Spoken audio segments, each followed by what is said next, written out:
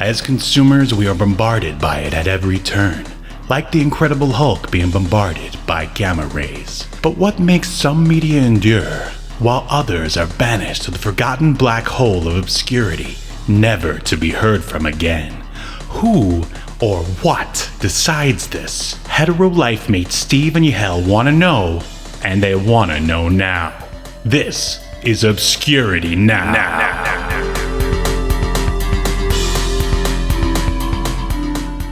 And what's up, everybody, and welcome to another episode of Obscurity Now, the show where we take a look at weird and almost forgotten pieces of media, and then we decide if it should be remembered for all of human history or prehistory, and then decide if it should be tossed into the tar pit of obscurity, never to be heard from again. My name is Steve, and with me, his ancestors were known as Yahelosaurus. It's Yahel. How are you doing, Steven? I'm doing Dino-tastic, man. I'm ready to talk about more dinosaur media here on Dino-month. How about yourself? I'm doing great. I'm ready to try Ceratops this again. That was please delete me from all episodes. I'm just gonna you're canceled. So consider yourself canceled. Yeah, I should. Right. No, I'm doing good, man. Dino month, Dinotainment has been dinorific. It's been interesting, man, because like we were talking last week. Dinosaurs were just like so popular with kids stuff. Mm-hmm. Back in the 80s and even the 90s, from what I remember. But doesn't seem like it's that popular today. But I don't have children. You have a son. Is dinosaurs still like a big thing with them? Do they care? Oh, absolutely. I mean, he has tons of books in his little library about dinosaurs, and there doesn't seem to be as much dinosaur media anymore for TV shows. Like, there's no Barney that I'm aware of. No, that's not true. There's a show on Netflix called like Dino Trucks or something, and it's robotic, like transforming truck dinosaurs or something. Sounds cool. Yeah, it does. I mean, but it's Netflix, so they got to tick all the right boxes. Yeah. But I think that dinosaurs will always fascinate the human mind, and that's why there's still terrible Jurassic World movies coming out. Oh God, they just get worse and worse. And I was gonna say I would credit Jurassic Park to sort of, I guess, relaunching any kind of interest in dinosaurs in the 90s, but we will never talk about Jurassic Park because it's just too dang popular. And I wonder if the Jurassic World movies, because they haven't been I know that they've made money, right? Obviously they wouldn't be making more otherwise, but they're not like the big hits that they were, and they haven't been critically super well received by a lot of people. Nope. So I wonder if that's actually kind of hurt, there being children's related dinosaur media. The Dino brand. These movies aren't doing well, so let's not waste our money with that. So listen up, Universal. If you should have checked out our last episode where we talked about Dino Riders. You stick a laser, a missile on your T-Rex or your Brontosaurus, that's money in the bank, baby. Or just might get your cartoon canceled after one season. I don't know. Who knows? Who could say? And also, speaking of dinosaurs, the Escape to Earth crowdfunder still rages on. In case you don't know, Escape to Earth is my comic that I wrote and some other people participated in from around the globe. And it very prominently features dinosaurs, some pretty awesomely drawn dinosaurs, if I do say so myself. But enough talking. Here is a promo to explain everything. I'm done. I'm so done with mainstream comics. They gotta be out of ideas at this point. We got 150 members of the Bat family. Somehow Wolverine had 9 kids that nobody ever talked about. Just give me comics like they used to be. I never want to see another mainstream comic again. Tim, what are you doing, man? Well, I'm gonna gouge out my eyes so I never have to see crap like this again. You don't have to do that. There's another way. Another way? Here, try this. Escape to Earth. I can tell you this much. The cover looks great. The artwork actually looks like it's done by a professional and not some child off of Tumblr. Action-packed, robots, dinosaurs, one of my favorite things from the 90s, attractive people doing action, looks like sci-fi. This is an actual comic book, something I would actually be interested in. Where does something like this come from? It was independently produced by myself and several other creators from all over the globe for the sheer love of making comics and to tell a great story. Now that's diversity I can get behind. The only problem I have is there's only 8 pages of this. I need more. Where can I get more? That's just a preview copy. The finished copy will be 32 pages long and is currently being crowdfunded on Kickstarter and is available in digital and print. Kickstarter, you say? So wait, I could help make this book possible? Absolutely, and you won't have to wait long. Estimated delivery date, August. August? I don't know. I don't think I can wait that long. I need it now! Well, Tim, contribute now to the Escape to Earth Kickstarter and reserve your copy today. But hurry, the campaign ends May 31st, 2022. Act now! Hurry before I do it. All right, you heard the man. Hurry before he gouges out his own eyes. And there'll be a link to the campaign in the show notes. Yeah, only 9 days left from today to donate. That is some quick math. Good job. Well, Steve, it's not that difficult to subtract 31 or 22 from 31. Hey, I'm over here trying to run OBS. That's all my brain can handle. And talk. That's all my brain can handle. Fair. Oh, and last but not least, before we jump into Dinosaurs, Yahel and I are a pretty big deal over on TikTok. I started posting clips of this show on there and gotten some pretty great engagement. We're trying to get it to where we can stream live onto TikTok, but you need 1,000 followers for that. So if you're on TikTok, look up @Reptilian Media and see the clips of this show and also my advice, which I may or may not be qualified to give on making a comic book. Yeah, plenty more where that came from. Anything else, Yahel, before we jump into Dinosaurs? No. I think I am ready to jump into this sauce bowl of I don't know. I keep wanting to make these dinosaur puns, but I think I peaked at Dino Horde last episode. But I don't want to reuse it. Thank you for bringing it back. Thank you. All right, let's do this. Welcome to your feature presentation. All right, let me grab the notes here. Oh, good. Came right up. Man, Steve, you were not kidding about the engagement on TikTok. I hadn't really looked at the view counts.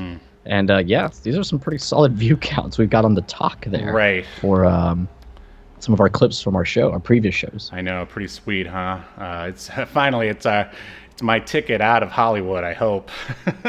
or deeper in, I don't know. We'll see. It's funny, everyone wants to get here, and then when you get here, all you want to do is get out.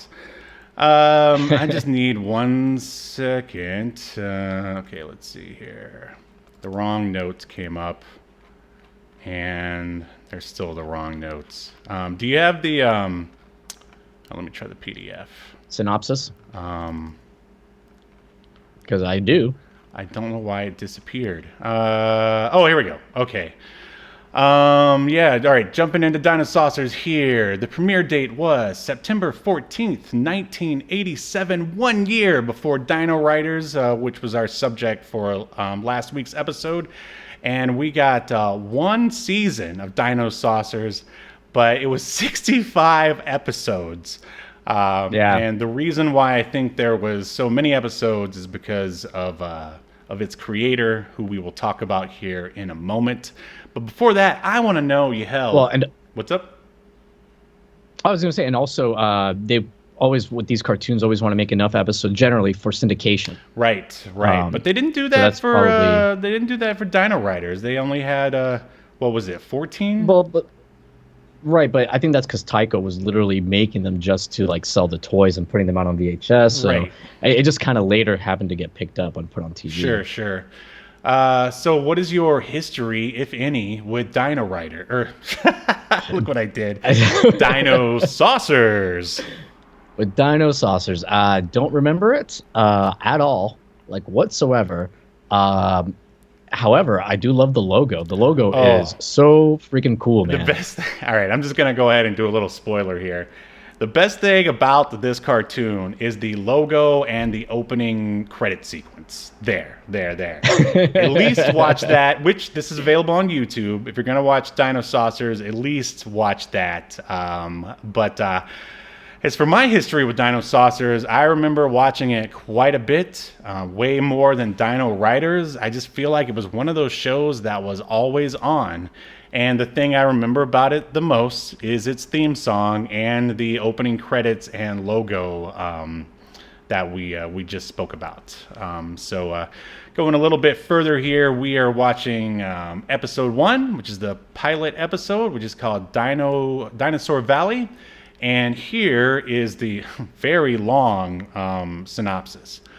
On Reptilon, an unknown twin planet to Earth, this is scientifically accurate, by the way, dinosaurs never became extinct, but evolved into two races of highly intelligent space travelers, the noble Dinosaurs and the evil Tyrannos, led by the heroic Aloe, the mighty Thunder, and the bashful Steggy. The desperate dinosaurs have arrived on Earth seeking new energy sources. It's always energy sources, isn't it? The Tyrannos, however, share nothing and are determined to conquer Earth. It's up to 4 kids and the Dinosaurs to outmaneuver and outwit the Tyrannos. Which that seems like more of a series synopsis than the episode synopsis. Yeah. Maybe I copied the wrong one. No, I think... No, that's what it says, yeah. But, I mean, I guess it does, like, that first episode kind of establish the series as well. So right. I get it. And the weird thing about this episode is that it's not, like, the origin story. It's like, as you're going to see, we just get there, and the dinosaurs are already there. Yeah. And I was reading up on, like, the guy that created it, Uslan's his last name, David Uslan. Michael E. Uslan. Yeah.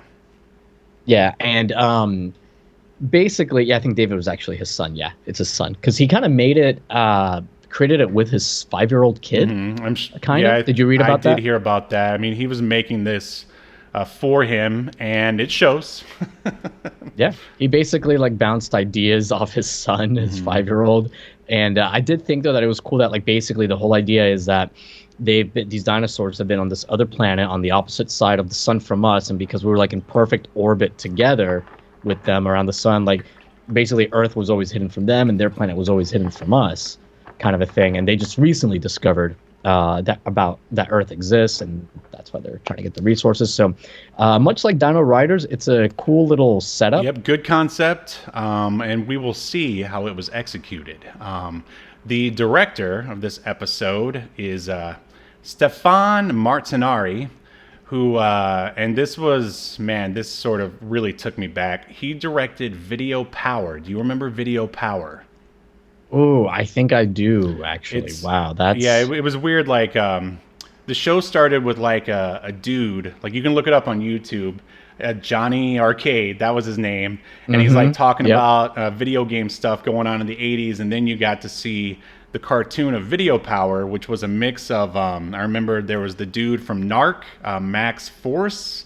They drove around in Bigfoot. There was a basketball player from the video game Arch Rivals, the Little Red Tomato. Basically, it's just a mix of random video game characters in a cart. And the guy from Wizards and Warriors. That's who it was. You remember that? Mm-hmm. Yeah. I've actually used video clips from that Video Power show in my few of my videos. Like the one that comes to mind right now is Johnny Arcade was playing like a Neo Geo arcade cabinet and gushing over like you could take a memory card and put it into episode, like your you could put it into your Neo Geo arcade game that you're playing, and then if you're rich and have a Neo Geo at home, you can take your memory card, plug it into your home console version of the Neo Geo and pick up where pick up like wherever you had left off. Well, I heard that you're so rich that you have your own Neo Geo console. Is that true? I do. I have a Neo Geo console, and I have the Neo Geo, kind of like the EverDrive for the Neo Geo. Nice. So I can play all the games, and the Neo Geo EverDrive cartridge costs more than the Neo Geo, believe it or not. From back in the 80s or from currently? No. This is like a new thing. Right. Like, I mean, I know it's new, but I just meant like compared to a Neo Geo, because there was like $500 when it came out in the 80s, right? It depends which model you get, but yeah, I don't think I think it was like 500 or something like that. But the Neo Geo cartridges, I mean, the games are still, with some exceptions, like $200, sometimes more, even to this day. You can find some like $50 or whatever. Like, but if you want to get like the AES games, which are the console ones, those are like expensive. The arcade cartridges are cheaper, but they don't play without an adapter. Blah blah blah. But anyways, dude, the EverDrive cart to like be able to like load up all the ROMs from Neo Geo games, $600. Wow. But if you think about it, I mean, if you're gonna get a Neo Geo console to play Neo Geo games, you're not gonna. I don't want to spend $200 a pop for like games. I'm never gonna like buy games. So it really does pay for itself if you're planning on playing more than 3 games. If you're planning on playing more than Metal Slug and Fatal Fury, then it's worth it. But anyway, sorry about that tangent there. No. Into the world of. I'm sure they enjoyed it. If not, then go watch Joe Rogan or listen to Joe Rogan. he needs more subscribers, not like us. We're good. We're TikTok stars. Yeah. But anyway. Yeah. So anyway, what I'm trying to say there is that we're probably going to do an episode on Video Power at some point. After that is another one of my favorite sort of lesser talked about cartoons that this guy directed, King Arthur and the Knights of Justice. And then he also, anytime there's a Madeline cartoon, he apparently worked on that, as well as another dinosaur-themed cartoon called The Adventures of T-Rex. And he also won a Primetime Emmy for some reason. And now we've got the writers here. And Yahel already mentioned Michael E. Uslan, who was also the creator. And this guy is he's the executive producer on anything Batman. If it's got Batman in the title, Michael E. Uslan is right behind, giving him the reach around. Whether it's cartoons or movies, starting with the movie with the first Tim Burton Batman. Right, movie. Absolutely. And as far as writing goes, the only other thing he wrote was a Little Orphan Annie cartoon. But yeah, everything else, he's usually a producer. And he also, this is another obscure one that I'd like to cover sometime. I guess he was the executive producer on Fish Police. Fish Police. I've never even You don't know Fish Police? Oh, man. It was like when The Simpsons were, started the whole thing of primetime animation. It was one of those, and it lasted like 3 episodes and whatever. And then some other fun facts about Michael E. Uslan. He was a noted authority on comic book history and instructor of the first ever accredited college course on comic books, which was at Indiana University. And he got his first movie launched at the age 28 by asking Warner Publishing for the rights at no charge to an old DC comic book by the name of Swamp Thing. The music here, I just thought I'd go ahead. Who would you guess composed the opening theme to Dinosaurs?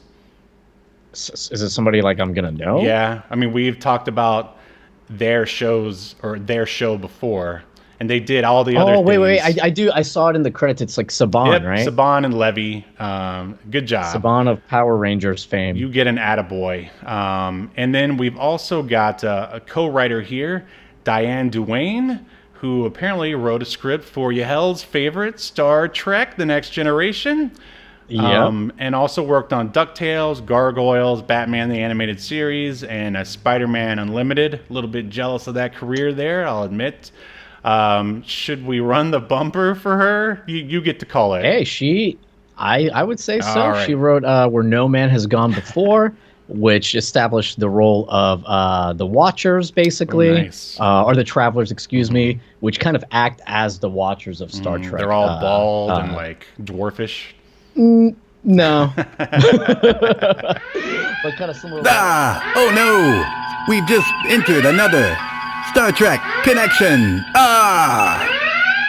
So her legacy from this one episode of TNG lives on to this day. Nice. That sounds like a fun YouTube clip there.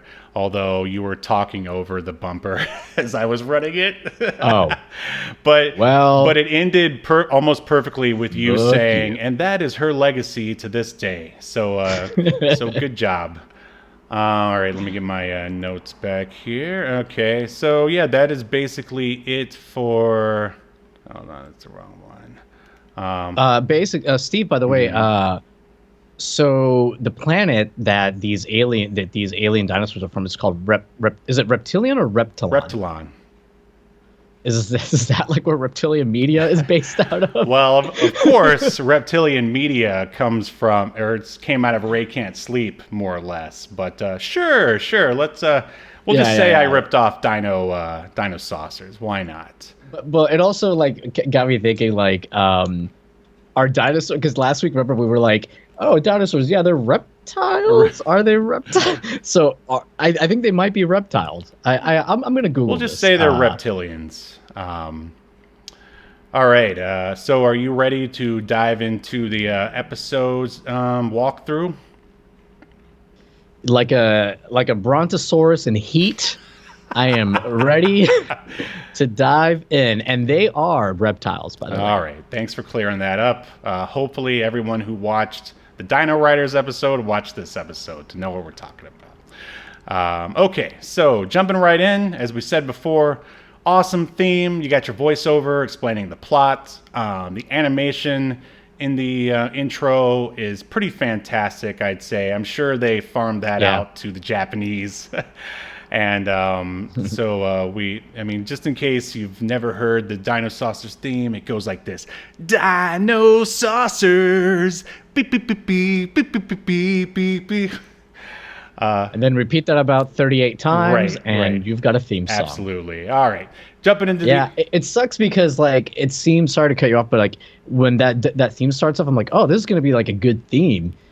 But it's just like that one snippet basically over and over. Right. They didn't bother to write any other lyrics, but I think that's okay because the music is pretty awesome. The music's good. Yeah.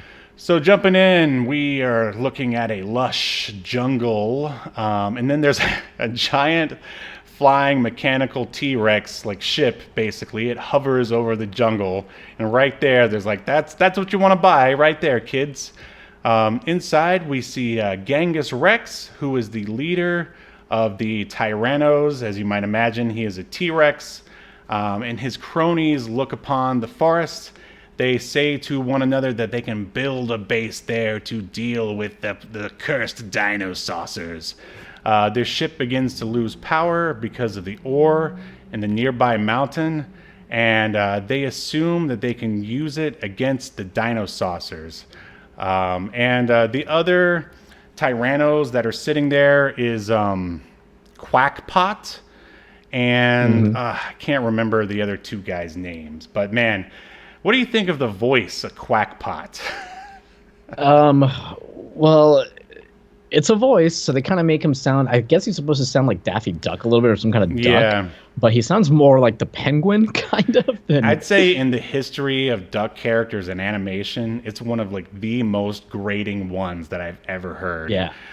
And we didn't really go over the cast, but like the guy that does the voice of Quackpot, his name is Len Carlson. He also does the voice of Aloe, which is like the main good guy, who has like a very kind of pleasing voice. Oh, actually. I skipped over the cast. Why don't you enlighten us? I'm sorry. It's okay, Steve. It's my segment, and your head has exploded since you became a big TikTok star with a comic book on Kickstarter. Right. I mean, whatever, Steve. It's okay. You're a dino asshole.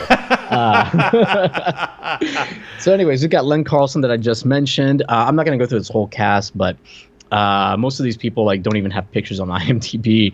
But I did want to mention Dan Hennessy, who plays the voice of Genghis Rex, the leader of the bad guys.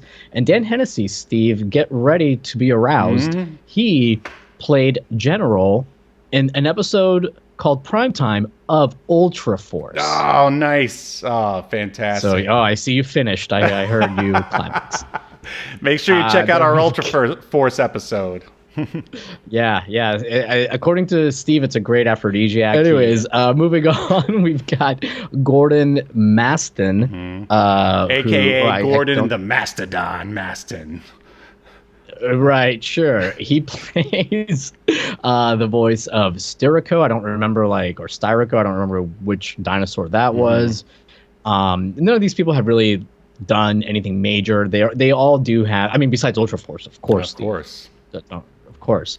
But they all have lots of credits when it comes to animation stuff. And I did want to mention somebody. I don't know what voice they did because it's uncredited, but their name is so great. There's somebody on the cast called Thick Wilson. Oh, nice. I believe he used to be contracted. He or she used to be contracted by Vivid, the pornographic company. Yeah, Thick Wilson used to hook up with what did you say his name? Yeah. Paul the Mastodon Mastin. Yeah. They're in an adult film called Dino Horse. I thought you said Dino Hole. I'm like, that's even worse. The Dino Hole. That's the prequel. Oh God. All right. Anyway. Wow. Sure. And last person I want to mention, last cast member, because they are pretty prominent, and I do have a little fun tidbit about them. Richard Yearwood, who plays the voice of Paul, which is kind of like their tech human guy, and this, like a lot of 80s kids shows cartoons have kids, as characters. And anyways, Richard Yearwood was actually only 17 years old when he was voicing, 16 or 17, when he was voicing Paul. And he's been in other stuff, like lots of live action stuff, actually. So you mean they didn't get Bruce Willis to voice another kid again, like in Bruno the Kid? No, they did not. Surprisingly. But this guy's been in a bunch of stuff, including an episode of Battlestar Galactica. Oh, nice. And funny enough, I don't know if you've ever played or heard of the Dino Crisis video games, but he was Rick in the Dino Crisis. Whoa, games. That is awesome. Oh, man. That clip is going to TikTok right there. That's going to blow people's minds. Oh, fantastic. Dino-tastic. Yeah, absolutely.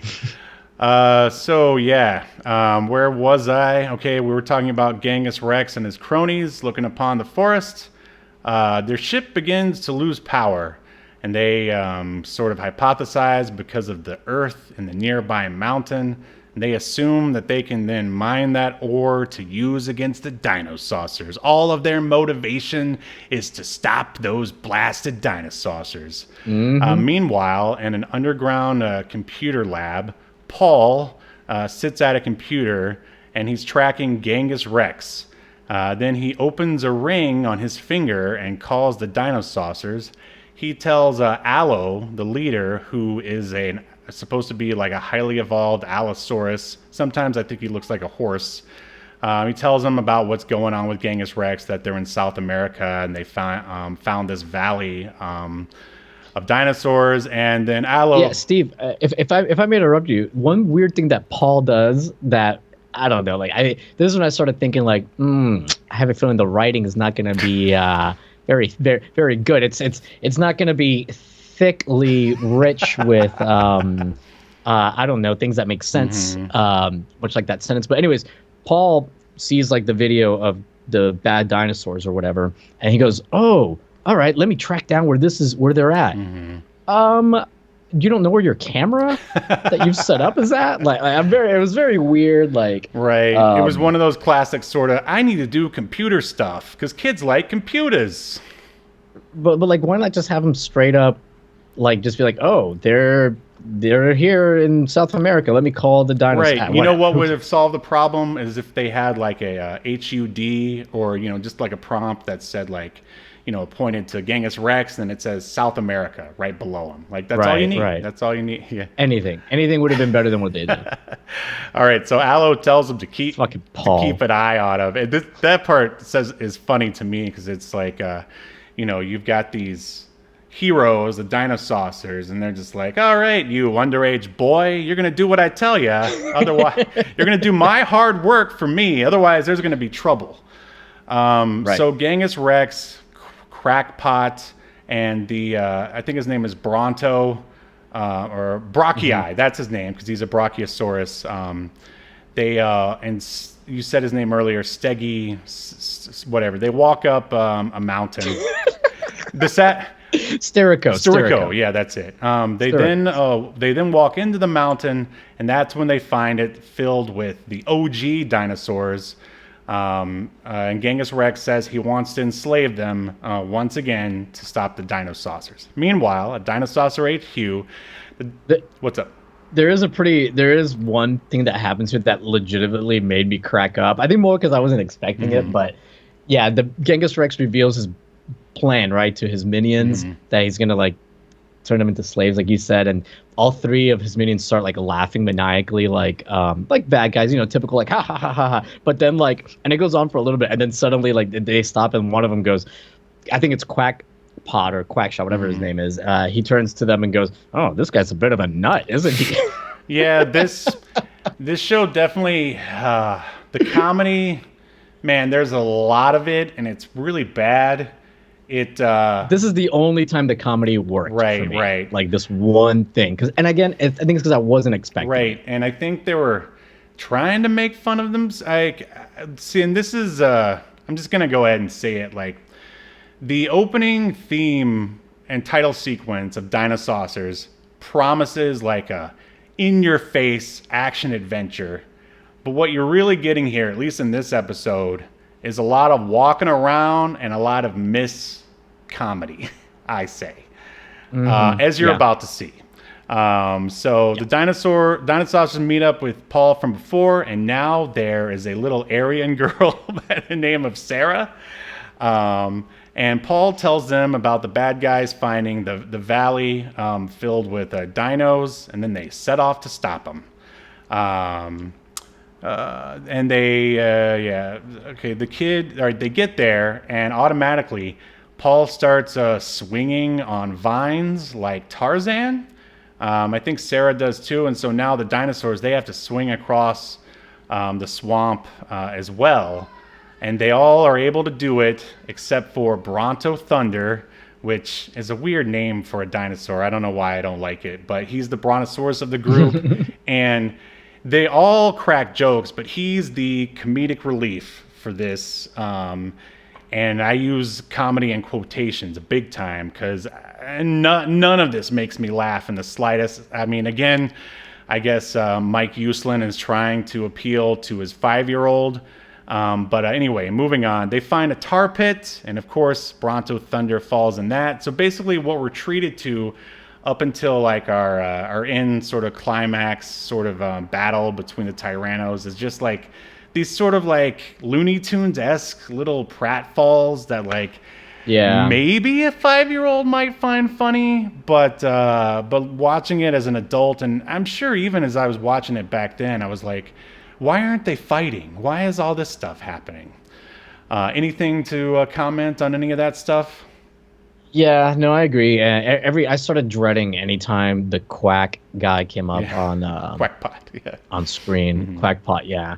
I agree. His voice, was just awful, and also they tried to like make him like a little wisecracker. See, as you're gonna see come. And the thing is, like, it's weird that like they made him part of the bad guys because you would think that kids would find him funny, or at least the writers are going to think that kids are going to find him funny. Right. So why wouldn't you like make him be with the good guys if he's going to be like this likable character? I mean, I guess the idea is like, oh, this guy like, gets to like, screw with the bad guys a little bit or whatever. So, right. I guess that's why he's right. But you know what? Who's really being screwed with is me, the viewer.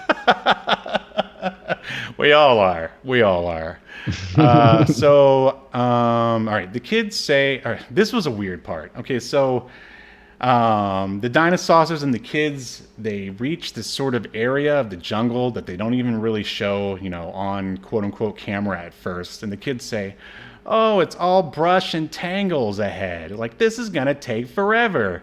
And then one of the kids, and I'm going to talk about them in a minute here, lifts up like the grass as if it was like sod or something, and then they realize that they can walk underneath it, which is so weird. It's like the writers were sitting around and this is what they came up with. It was really weird. I guess maybe it's supposed to be sort of hidden, but again, if this is like a natural occurring hidden valley of dinosaurs, like where in Mother Nature is Mother Nature creating walking underable like sod, basically, more or less? I don't defend that, Yahel, you the Dinosaurs defenderer. I cannot defend it. It was, It's really weird. Real weird. So as they're passing through it, they eventually run into the same cave that the Tyrannos were into before. And then they run into, I've never heard of this dinosaur in my entire life, a Seismosaurus, which allegedly, according to the kids are basically a Mary and Jerry Sue. They know everything and are the best at everything. What do they call it? Seismosaurus. Seismosaurus. Yeah, because like I couldn't make out what she was saying, but these kids are they're annoying in the beginning. And guess what? They somehow become more annoying by the end. Oh, 100%. And this is where... I'm sorry. Go on. I wish that these dinosaurs would have eaten the children. That would have been nice. Right. And this is where I think that, Michael Uslan, he maybe doesn't understand what, like, the kid viewers actually want to see in a cartoon. As an 8-year-old or whatever, I just want to see, action. I want to see like the dinosaurs or Lion-O or G.I. Joe go and fight like the bad guys, basically. I don't want to have other kids there like getting in the way. Like, like my favorite thing about Johnny Quest wasn't Johnny Quest. It was Race Bannon. Race the racist Bannon. Like, do you agree with that statement? Yeah, I totally agree. So I did look, and apparently there is a dinosaur called the Seismosaurus.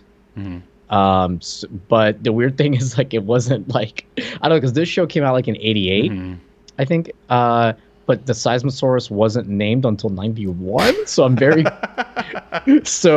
very confused as to what happened here. I'm going to tell you what happened. Big old Hollywood Mike Uslan, he took his money. He paid the scientists to make up that name for a dinosaur. There you go. That way he can never be questioned again. Well, apparently it is considered like the longest dinosaur, one of the biggest overall. And thus making Michael Uslan infallible. Wow, I would call that Dino-month. Brilliant. All right. Not like this show for sure, but okay. Aloe, who... Man, it's really weird having your leader called Aloe, because I just think of like lotion, basically. But I get it; it's short for Allosaurus. And I don't like that noise you made when I mentioned lotion. So we're gonna move on now, and you keep those comments to yourself. Hey man, sorry, Steph. I don't want to ruin your relationship with lotion. Nor will you. There's no way to ruin it. There's no way. So, okay. So basically, all right, going back to the Seismosaurus. All right, he traps the Dinosaurs in the cave, and you think, oh yeah, we're going to see ourselves a dino throwdown. But then Aloe, he just goes, the best way to stop a dino is to make friends with it. And I'm, so lame. Yeah. And then, so it's weird behind the Seismosaurus, I guess the Dinosaurs can't see them, is Brachio from the Tyrannos, and he shoots a collar around the Seismosaurus, which now... But first, one of the other Tyrannos is like hitting the Seismosaurus like tail with like 2 rocks, like a symbol, like going like this, to hit its tail, and that's what makes he inadvertently saves the Dinosaurs, basically, because that makes the Seismore thing like Sizemore. I'm thinking of like Tom Sizemore-asaurus. Yes. Yeah, Tom Sizemore shows up, and it's like, whoa, he's attacking the Dinosaurs now. I thought your career was in the toilet, Tom Sizemore. Oh man. Yeah, so Tom Sizemore, he turns around, and then, yeah, like you were saying, they shoot a collar onto Tom Sizemore's We neck. thought it was Tom Sizemore, but his career is extinct. Oh, hey. Ooh, we got a million of them. So much like in the previous episode, the previous show we watched, Dino Riders, there is an apparatus to control the dinosaurs' minds here. It was a brain box, I think they called it, right? In Dino Riders. That's right. Yeah, and here they just got a collar. Doesn't even have a cool name. Yeah. So Alo says they have to disable the collars by getting the control from Tyranno. Don't know how they know that, but they know it. Yep. Alo says he's going to devolve himself, not to be confused with Devo, my favorite band of all time. He devolves himself to make himself, look like a regular OG dinosaur so he can blend in with the other dinosaurs. He does that and is immediately collared by the Tyrannos. What a great plan. And they actually say, like his Dinosaucer friends, they fucking say, well, be careful. I don't know that this is a good idea because you could get collared and then you'll be under their control. And you might not be able to fight it off. And Alo says, only one way to find out if I'm strong enough to fight it off. Oh. And then he goes and just gets collared, I guess on purpose. God. And then the reaction from his friends are like, oh no, oh fuck, this idiot got himself collared and now he's under their control. And then one of the other guys is like, oh shit, when he turns back to his normal self, there's so much exposition here. Oh god. One of the other Dinosaucers is like, oh well, he can only hold this de-evolved shape, which the de-evolved shape just makes him look like a regular dinosaur, instead of like a humanoid dinosaur. And he says, well, he can only hold that shape for a very short period of time, so he's going to turn back into his normal self, and then they'll recognize him, and then Genghis Rex will have his greatest foe as a slave. Yeah. And they're like, oh shit, guess what doesn't happen?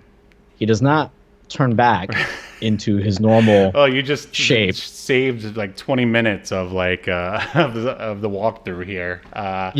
And literally I'm sorry. And then and there's a scene later. This is all just kind of interconnected. I was like, it's fuck? Barely connected. Yeah. Well, no, because later, spoiler alert, he is able to fight off the collar. But they say in a later scene, oh, he hasn't turned back yet into his normal self. The collar must be preventing him or preventing it from happening. But it's not. They made it sound like he couldn't, even if he wanted to, right. stay like a normal dinosaur. So which fucking is it? Let me tell you. I don't know. Let me tell you what's going on here. Okay, the writing relationship between Mike Uslan, and now we've seen why he doesn't write a lot of stuff. Between him and Diane Duane is she just does whatever he says. Because he's got all the money, because he's the creator and executive producer. I'm sure she's a competent writer, but if you don't have, Batman underneath your belt, which sounds really weird, then you just pretty much has to do what he says. So that's why we're getting all this crap that makes no sense. And we know that she's a good writer. I mean, the episode and it's it's like a season 1 or season 2 episode that she wrote. Of TNG. And there's not a lot of good ones in the first 2 seasons, and she wrote one of the good ones. Not only that, but she wrote an episode for Batman the Animated Series. Steve, tell me, is there even a bad episode of Batman the Animated Series? I don't think so. No. She's written lots of other stuff that is decent. I think you hit the nail on the head. This is Michael Uslan, who gets his ideas from his fucking toddler. Yeah, and who never bothered to read The Writer's Journey or Save the Cat or any other screenwriting book in his entire career. By the way, Michael, I'm available for work. Call me up. All right. So he's collared, and now he's under their control. We've already pretty much talked about the end of this, but there's some dumb stuff that has to be talked about because that's just the kind of show we are. They reach a rough stream that they can't pass for some reason. Sarah, because she knows everything, she's a real Karen before Karens were even a thing, tells Bronto Thunder that he has to stretch across and make a bridge so they can walk across it. Like, these plot points are all just filler. It's like we just have to kill time until, the Dinosaurs and the Tyrannos can... They don't even really fight at the end, but there's a conflict before they come into conflict. So and like when they get to this river or stream that they're trying to cross or whatever, like they act like it's the biggest hurdle in the world until, like you said, Sarah is like, well, it's not as tough as it looks, or so, she says something like that's very poorly written, and it's just like, I don't know. This show does a lot of like immediately says X thing and then immediately negates it. It's the worst. So once again, they swing on the vines and Bronto Thunder manages to do it. Wow, what a callback to the previous vine scene. But he still falls off. He falls and causes a dino stampede. So like a bunch of, I guess, brontosauruses or whatever. And that alerts Quackpot. And then he comes and attacks Dino Thunder. Quackpot throws him in a Dino Thunder actually makes quick work of him. There's finally some actual action. He throws Quackpot into a pterodactyl nest. He says some really lame, he goes, I just flew in from Earth and boy, are my arms tired, or something lame like that. Just so bad. So Sarah uses her secret scout ring to outrun and flip away from the Tyrannos who are chasing her. She jumps up like 40 feet in the air. So just the worst Mary Sue crap you can think of. Genghis Rex figures out that Allo had devolved himself, and then Rex sends a collared T-Rex, like a regular OG T-Rex, at him. The kids swing by and Steve, can we talk about this? Hold on, we got to pause for a second. So Genghis Rex sends another like T-Rex to like fight Allo, and Genghis Rex says that T-Rex is twice your size and like twice your strength. They're like the same height. Number one, but number two, then Allo says the dumbest fucking thing. He says, "Oh, well, I've got something he doesn't have." They fight a little bit, and that is my brain is twice as smart as his. And it's like, well, that wouldn't make you like, twice as smart. That's not much smarter. Like, that's a good point. In fact, I think like feral instinct is probably the way to go in a big dinosaur battle. But it reminds me of like this late WCW, like towards the end of its run, there was like this awful like in-ring segment where Kevin Nash and Scott Hall are like dressed up. One of them is dressed up like in makeup to make him look like Sid Vicious or something, and they're making fun of Sid Vicious. And like Kevin Nash calls him like half a man or something, and Sid Vicious comes out and he says, "I may be half a man, but I've got half the brain that you have." Oh, I remember that. Oh yeah, that's classic. Oh man. The numbers don't lie, and they spell defeat. Disaster. Yeah, that's it. Disaster. Yeah.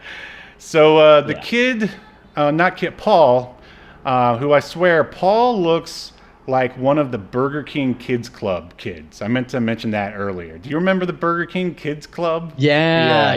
He looks like one of those kids. Anyway, Paul swings by, and just as lame as it was in Dino Riders and Anticlimactic, he knocks the controller out of Rex's claws, and Allo steps on it, crushing it, thus freeing all the regular dinos.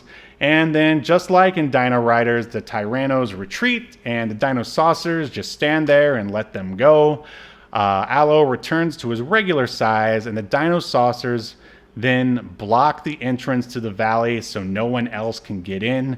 It looks like... And the dinosaurs can never leave. Yeah, it looks like they're standing there inside the valley while they're like putting all these rocks in it and stuff. It really... And I'm like, how are they going to get out? And that is the end of the first episode of Dinosaurs. Anything else to add on any of that? No. Maybe they should have added. Maybe a different I guess you can't add a different creator, right? The creator's the creator, right. But maybe they should have added some executive producer that had some more experience, because I'm sure some of this is like based on Uslan's lack of experience. Well, sure. I mean, at this point, I'm sure he felt like he's conquered Hollywood after, making Swamp Thing and Batman a success, and he's probably got a crap load of money.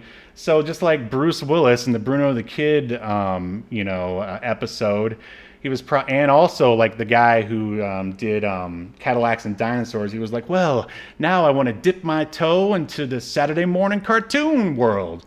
But obviously the guy for Cadillacs and Dinosaurs knew what he was doing writing wise, where Uslan was probably like, it's just kids. They're just 5-year-olds. Like, what do you have to, you just spring a bunch of little pratfalls together and there's an episode. And we got this. So let's run the bumper here. Let's render the verdict. And yes, render the verdict. Remember, obliterated.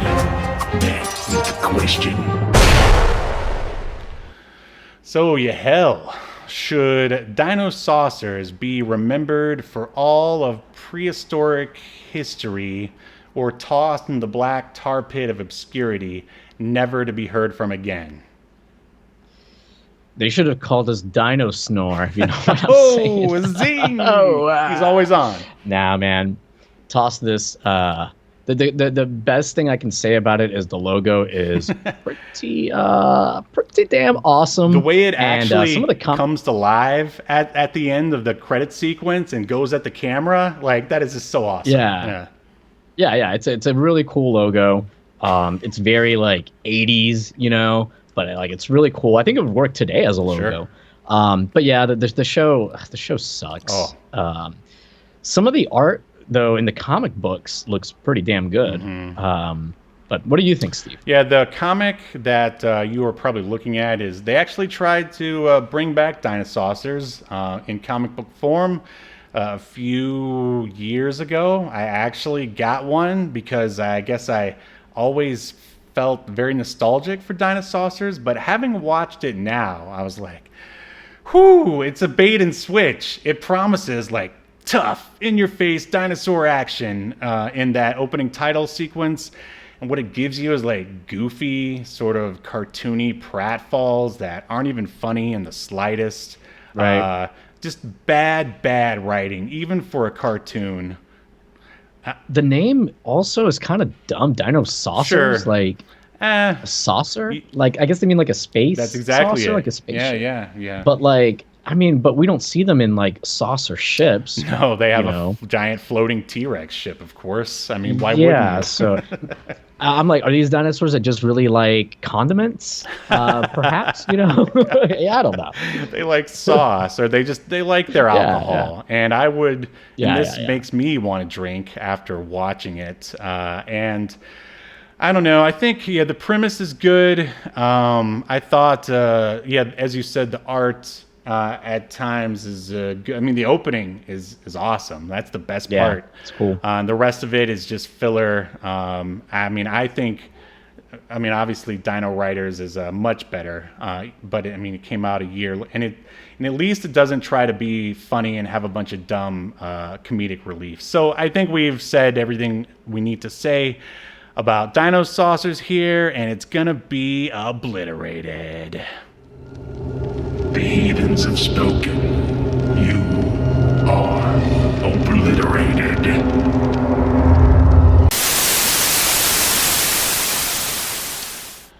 Wow, I don't even feel bad in the slightest. If anything, I think we've brought to light just how bad Dinosaurs is. It's possible that maybe it gets better in the later episodes, but I have a feeling they're going to stick to their same goofy tone, and I don't know. Obviously, it didn't make it back as a reboot because I guess the comics didn't really sell too well. I was probably the only one buying them. So there you go. That's the end of Dinosaurs. No one will ever speak of them again because we tossed them to the old tar pit. There, the end. All right, buddy. Boy, we've had quite a day here, a dino day. Anything else to say before we sign off here? No, I'm good. I can't not recommend the show enough. Don't watch it. Don't watch the show. All right. Well, we'll be back next week with one more dino-themed something or other.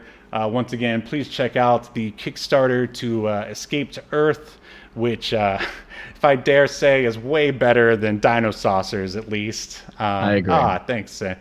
And again, check us out on TikTok, and we will see you next Sunday as we continue to discuss even more obscure media, only on Obscurity Now. See you around.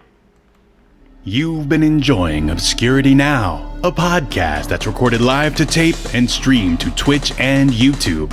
Subscribe so you never miss an episode or hilarious quip. Take us with you by following the download links provided in the show notes to wherever you get podcasts. And take notice of our various social media links. If that's what you're into, I'm not here to judge. And make sure you join us live next week at 6 p.m. Eastern, 3 p.m. Pacific as we continue to discuss more obscure media only on Obscurity Now.